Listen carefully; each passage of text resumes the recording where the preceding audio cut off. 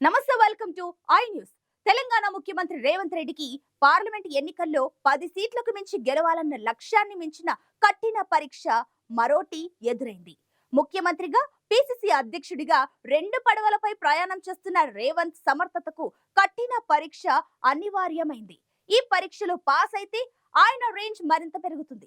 ఒకవేళ ప్రతికూల ఫలితం వస్తే మాత్రం సొంత పార్టీ నుంచి, బయట నుంచి విమర్శలు ఎదుర్కోవాల్సి వస్తుంది. ఇంతకు ఏంటా సవాల్? రేవంత్ కు చావో రేవో అన్న రీతిగా మారిన ఈ పరీక్ష ఏంటి?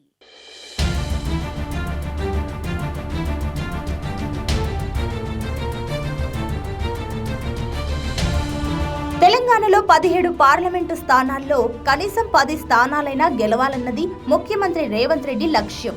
ఒక సీటు అటు ఇటైనా పెద్దగా నష్టం లేదు. బీజేపీ కన్నా ఒక సీటు ఎక్కువ గెలిచినా రేవంత్ కు మంచి మార్కులు పడ్డట్టే. అయితే ఏ సీటు గెలిచినా ఓడినా పర్లేదు, కానీ ఓ 2 చోట్ల మాత్రం ఖచ్చితంగా కాంగ్రెస్ గెలిచి తీరాలి. ఆ 2 కూడా రేవంత్ నాయకత్వ పటిమకు పెద్ద పరీక్ష.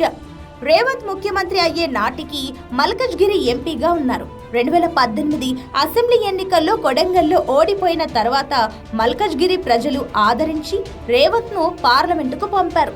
ఒక విధంగా మల్కజ్గిరి నియోజకవర్గమే రేవంత్ కు మహర్దశ పట్టడానికి కారణమైంది. అలాంటి మల్కజ్గిరిలో రేవంత్ తన పట్టును నిరూపించుకోవాలంటే ఈసారి ఆ పార్లమెంటు సీటులో కాంగ్రెస్ గెలవడం తప్పనిసరి. అసెంబ్లీ ఎన్నికల్లో ఈ నియోజకవర్గం పరిధిలోని 7 అసెంబ్లీ స్థానాలను బీఆర్ఎస్ గెలుచుకుంది. అంటే నియోజకవర్గ పరిధిలో బీఆర్ఎస్ బలంగానే ఉన్నట్టు లెక్క. మారిన పరిస్థితుల్లో బీజేపీ కూడా ప్రధాన ప్రత్యర్థిగా మారింది. ఈటెల రాజేందర్ రూపంలో మల్కజ్గిరిలో బీజేపీ గట్టి అభ్యర్థిని పెట్టింది. మల్కజ్గిరి తప్పక గెలుస్తామని ప్రధానమంత్రి నరేంద్ర మోదీయే స్వయంగా ప్రకటించారు. దీంతో రేవంత్ రెడ్డికి మల్కజ్గిరి పెద్ద సవాల్గా మారింది. అందుకే మల్కజ్గిరి కోసం రేవంత్ సర్వశక్తులు ఒడ్డి పోరాడుతున్నారు. ఇక రేవంత్ సొంత నియోజకవర్గం కొడంగల్. అది మహబూబ్ నగర్ పార్లమెంటు పరిధిలో ఉంది. గత అసెంబ్లీ ఎన్నికల్లో పార్లమెంటు పరిధిలోని మొత్తం 7 సీట్లను కాంగ్రెస్ గెలిచింది. పైకి చూస్తే కాంగ్రెస్ గెలుపు ఇక్కడ నల్లేరు మీద నడికే.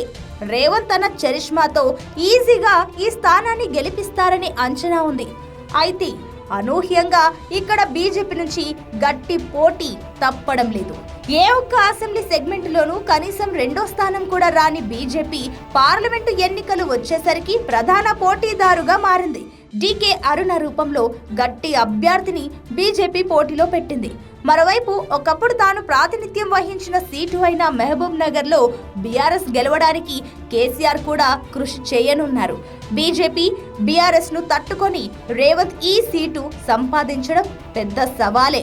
2009 నుంచి వరుసగా 3 ఎన్నికల్లో ఇక్కడ కాంగ్రెస్ ఓడిపోయింది.